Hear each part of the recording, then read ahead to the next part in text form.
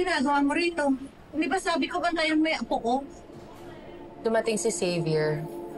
Gusto ni Libby na mag-usap muna sila. Wala ka talagang pakinabang, ano?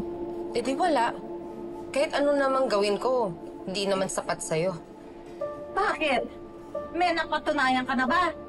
Marami na ho akong nasakripisyo para kay Libby. Kung alam niyo lang. Pwes, hindi pa sapat. Mas kailangan ni Libby ng loyalty mo ngayon.